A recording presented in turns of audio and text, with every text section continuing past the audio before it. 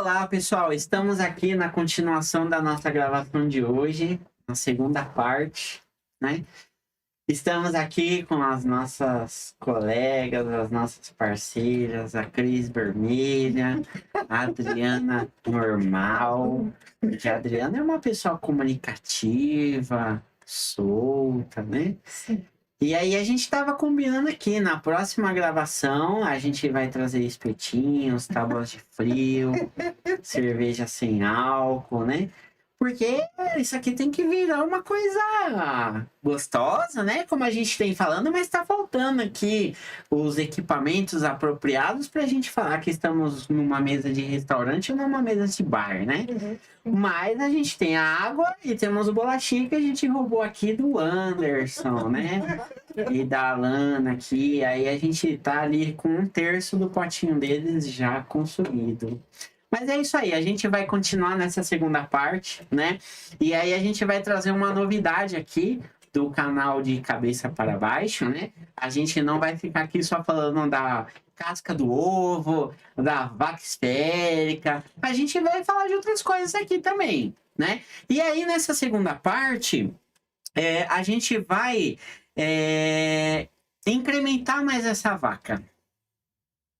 A Adriana, na segunda gravação, na segunda parte da última gravação, ela esvaziou a vaca. Tirou um monte de coisa e deixou ela esférica. Agora a gente vai engordar ela um pouquinho. Né, Adriana? E aí a gente vai trazer aqui um jogo, né? Não um jogo do tigre ou coisa assim. Não, a gente não vai fazer nada disso. É um jogo para a gente poder elucidar, trazer mais metáforas, trazer mais mecanismos para o que a gente vai falar aqui ao longo da existência desse canal, né? E aí, a gente estava pensando, né, aí no projeto, na estruturação do canal, como que a gente vai fazer isso? Então, a gente pegou aqui um grupo, né, a gente não vai detalhar, porque isso vai acontecer durante as gravações futuras, né, quando a gente está aqui falando de passado, presente e futuro. Então, a gente estruturou aqui um jogo de palavras, cada uma tem o seu significado, que todos nós sabemos, né? Não precisa ser nenhum estudioso, porque como a Cris trouxe na primeira parte, faz parte da nossa vivência, só que foram palavras desenvolvidas aí ao longo do pensamento humano.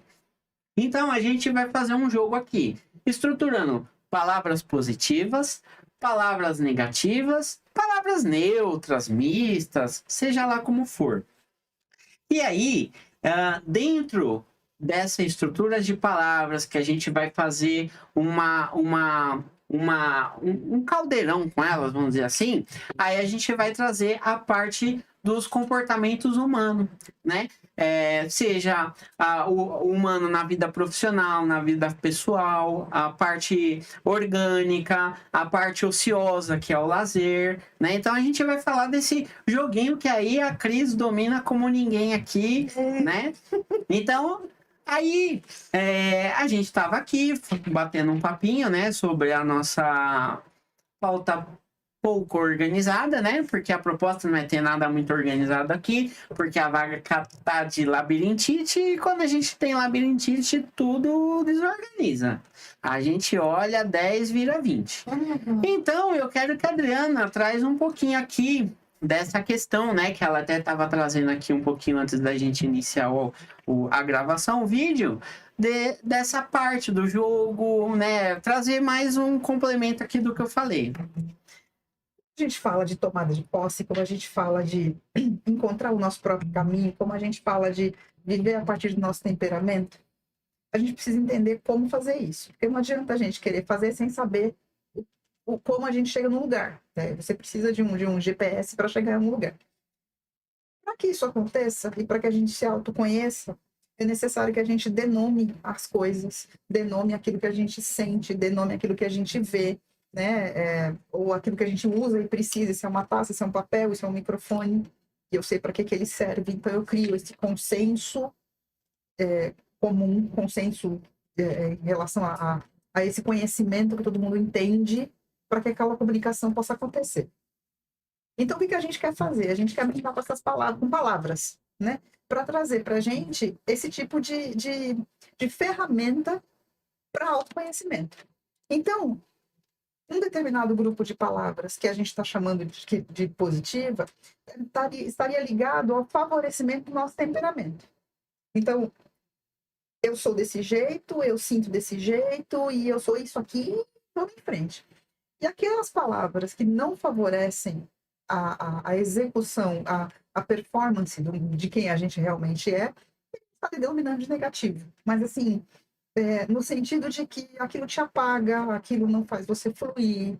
Então, qual é a ideia? É encontrar uma palavra, encontrar uma outra palavra, não oposta no sentido gramatical da coisa, mas um sentimento ou uma definição, um contraponto para encontrar um caminho do meio e tentar achar uma saída para aquela questão, né? E fazer esse tipo de jogo. Nessa tomada de dar nome para as coisas, Cris, quando você vê lá, o pessoal que se atende, ou na tua experiência, ou no teu estudo, quão importante é a pessoa saber esse tipo de informação para que ela consiga cair na prática do teu dia a dia, em atendimento. Quando você estava falando, né? Eu viajei aqui no nosso bate-papo e foi muito interessante, porque assim, você falou GPS. Uhum. E quando a gente pensa no GPS hoje, né, que é uma facilidade que a atualidade nos trouxe, né? Uhum. Eu lembrei do guia de rua. Isso! Ah, verdade. As listas amarelinhas, coisas do tipo. E lembrei também do mapa, Isso. né? E assim, e quando você pensa nisso, né, que parece que já faz muito tempo que isso aconteceu e não faz, né? É coisa de, sei lá, 20 anos. Aham. Muita coisa mudou, Mudou. né? E assim, eu me via, às vezes, tentando chegar numa rua, olhando o guia. Aquilo era terrível, né? E eu já me vi tentando chegar em um outro lugar através de um mapa, Certo. né? Então, eu abria aquele negócio e tentava se localizar numa estrada. É horrível, né?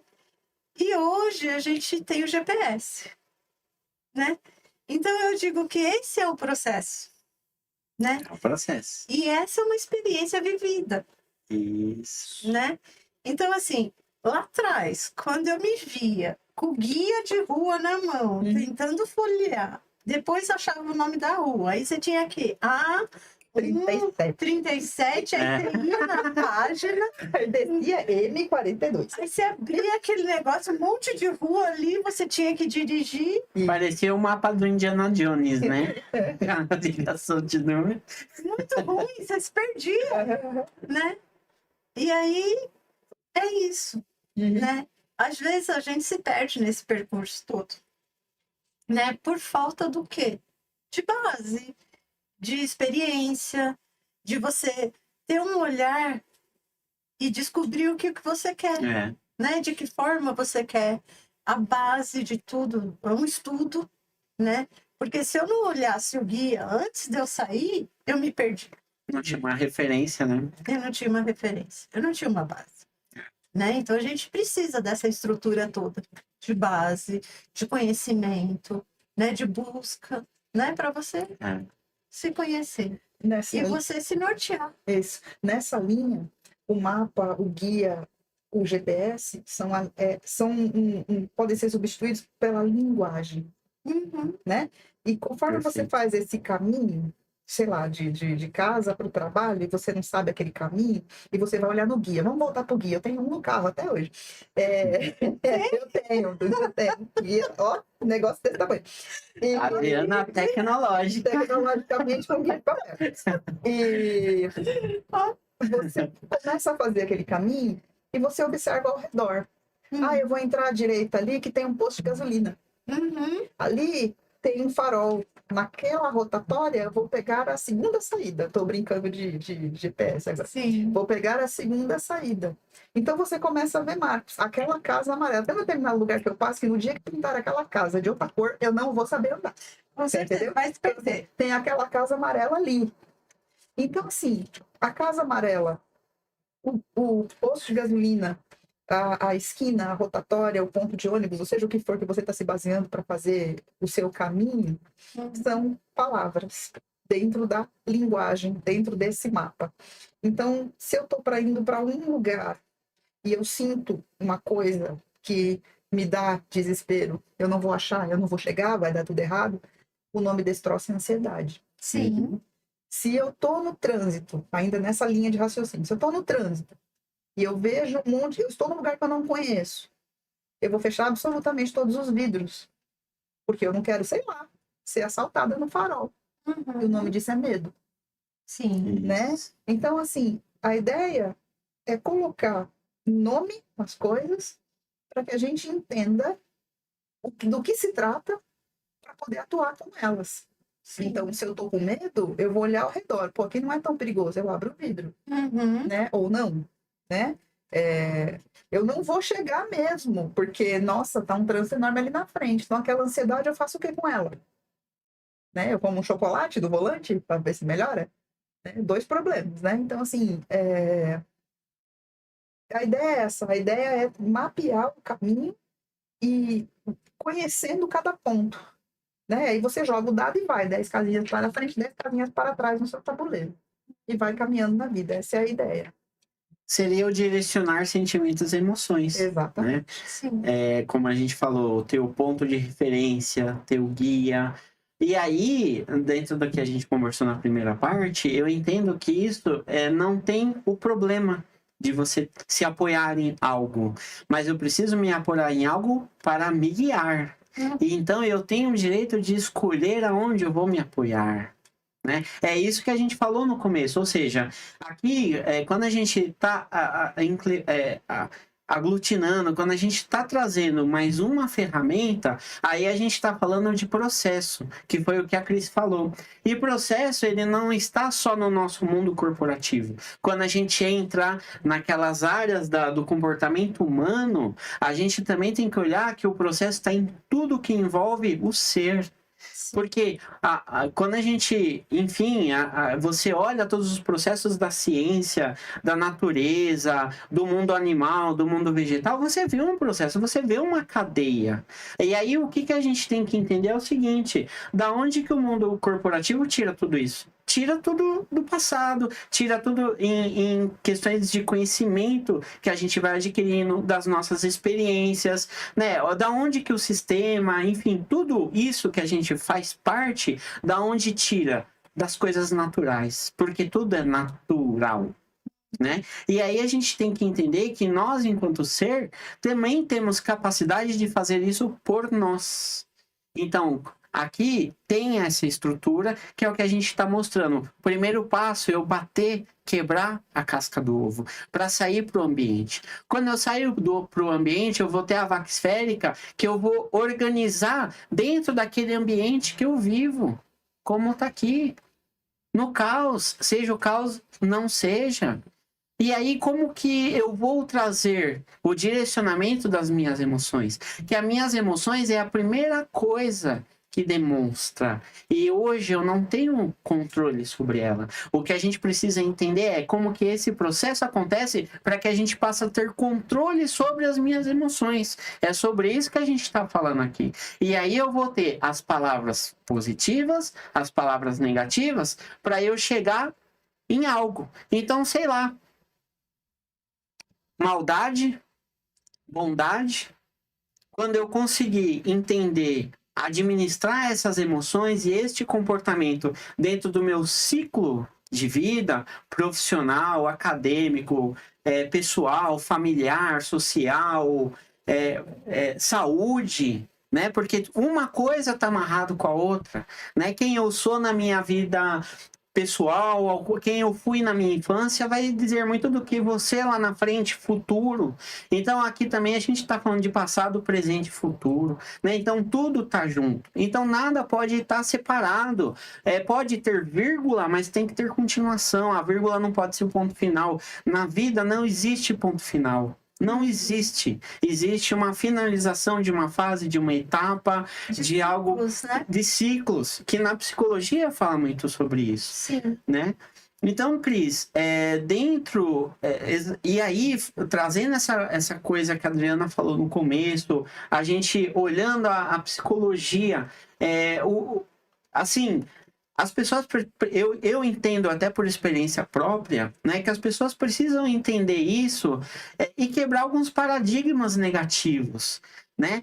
Você buscar uma terapia, seja ela qual for, você buscar uma religião, seja ela qual for, vai te fazer você se conectar com algo, né? Seu, né? A sua essência, Sua né? essência, a sua fé, né? A sua fé que é o que a gente conversa bastante nos bastidores. A sua fé não está em algo que alguém diz, a sua fé está em você e você se conecta com o melhor que é para você. Sim. Qual é o problema? E isso traz a liberdade. Então, ou seja, se eu vou ser como que eu vou ser uma pessoa altruísta sem passar por esses processos? Sem aprender o que é maldade e o que é bondade? Sim. Né? Então, eu acho que é sobre isso que a gente está aqui construindo e entregando essa estrutura. Né? Então, tudo que a gente conversou até aqui foi a estrutura do cabeça para baixo. Ou seja, enxergar o que estamos condicionados a ver, mas de cabeça para baixo. Porque eu entendo o seguinte, que quando a gente olhar de cabeça para baixo, a gente vai ver de baixo para cima.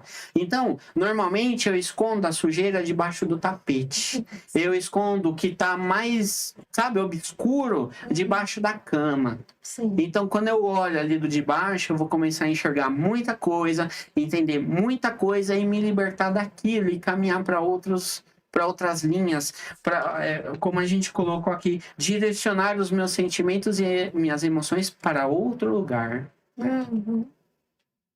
E aí eu queria que você falasse um pouco assim, como terapeuta, né? Como psicóloga, e foi perfeito o que a Adriana colocou, né? Como que todo esse processo, né? Você que trouxe essa palavra aqui para a mesa hoje, esse processo, com toda essa estrutura, enfim. Não sei aquilo se dá uma pergunta exata, né? Eu quero deixar aberto assim para que você possa trazer do seu ponto de vista, da sua experiência, de questões que você viveu, questões, enfim, que passou em torno de você, né? Para as pessoas entender aqui esse nosso fechamento da nossa segunda parte. Então, vou tentar um pouquinho trazer aqui o GPS, o guia e o mapa, né? Eu acho que é essa questão do processo, né? Que a partir do momento que a pessoa vai se descobrindo, entrando em contato com as suas sujeirinhas embaixo do tapete, né? Com aquilo que ela gosta nela mesma, o que ela não gosta dela mesma, né? Os comportamentos que foram, assim, de certa forma, incorporados, mas não faz sentido para ela aquilo, né? Muita coisa às vezes não faz sentido para gente, né? Você fala assim, ué, mas por que eu tenho que comer couve se eu não gosto de couve, né? Aquilo para mim não cai legal. Então são essas escolhas que você vai fazendo além do processo, né? Então alguém teve que pensar no GPS, né? Isso. Então, como é que ele chegou no GPS? Né?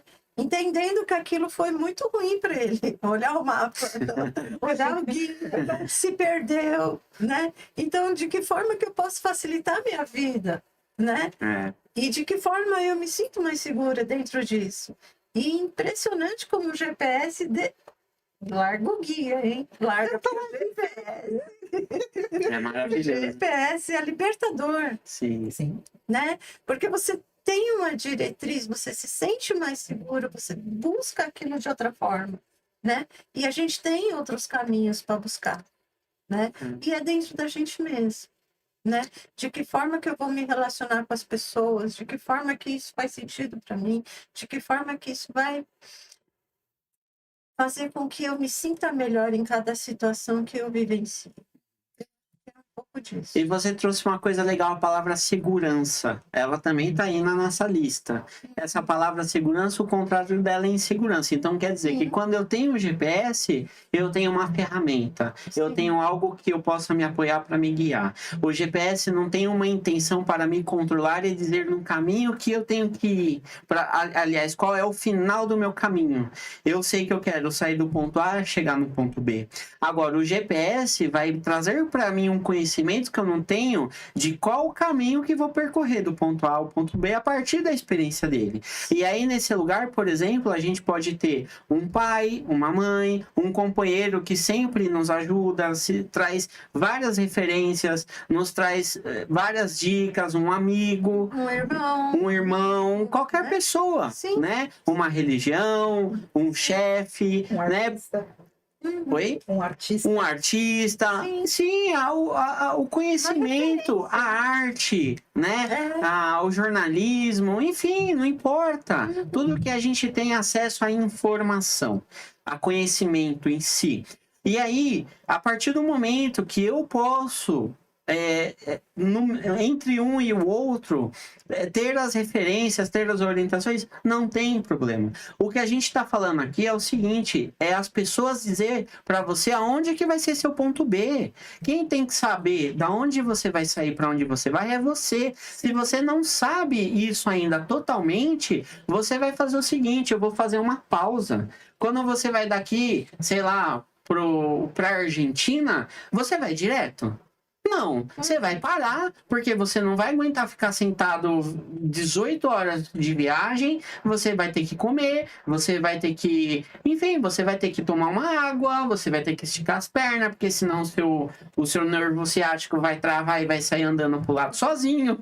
Né? Então, assim, a gente tem que entender as coisas naturais da vida. Também. As nossas limitações, que aí é isso que a gente falou na primeira parte, se respeitar, entender, aceitar. E quando a gente faz esse processo, a gente está dando tempo para nós. Porque a gente não fala, cada um tem seu tempo, isso tem que ser respeitado. Então, eu também tenho que respeitar o meu tempo. Sim. Porque se eu não fizer isso, eu não vou chegar no ponto B. E a gente tem que entender que o ponto A ao ponto B não é igual a um avião de cruzeiro, numa viagem a 8.000 pés. Não, para o avião chegar a 8.000 pés, o 14 bis teve que cair muitas vezes. Sim. Né? Então, assim, aconteceu muitas coisas na vida de Santos Dumont para que o 14 bis virasse o que virou. Ele morreu de depressão porque o que ele criou de bom para a humanidade virou uma arma de guerra. Então, a gente tem que entender que tudo isso acontece. Então, por exemplo, no lugar de Santos Dumont, não estou aqui, é uma visão minha, né? Talvez estou ainda até um pouco longe aqui na reflexão, mas é o seguinte, ele, né, olhando só por esse aspecto, como a Adriana fez aqui, o copo, do ponto de vista que eu olho, trazer um exemplo aqui, Santos Dumont. Do ponto de vista, ele não poderia ter se martirizado tanto. Sim. Porque não foi ele que usou e pilotou o avião para jogar bomba nas pessoas. Sim. Ele criou uma ferramenta, a partir deste momento, essa ferramenta se tornou vida, teve vida, não passou mais a ser uma propriedade dele. É isso também que a gente tem que entender quando a gente cria algo. Às vezes a gente cria algo e isso não vai ser nosso a vida inteira. Ter controle sobre as coisas. Eu não posso querer ter controle sobre as coisas e nem as pessoas, porque a gente vive numa sociedade, no coletivo, e tudo que está no coletivo não é só meu. Sim. Aí a gente vem para a humildade, o egoísmo, enfim, a gente traz aqui várias palavras de tudo que a gente conversar. E é essa proposta que a gente está aqui nessa segunda parte, apresentando para você que está nos assistindo, entender esse fechamento. Então, aqui a gente fecha a demonstração, o objetivo, né? E aí, na terceira parte, a gente vai trazer mais um pouquinho para fazer o fechamento do dia de hoje. É isso aí. Agradecemos mais aí pela segunda parte, agradecemos a audiência, de novo agradecemos aqui o Anderson, Alana, o pessoal do estúdio Pode Vir, e aí vamos dar sequência aqui na nossa gravação. Um abraço, pessoal, tchau, tchau.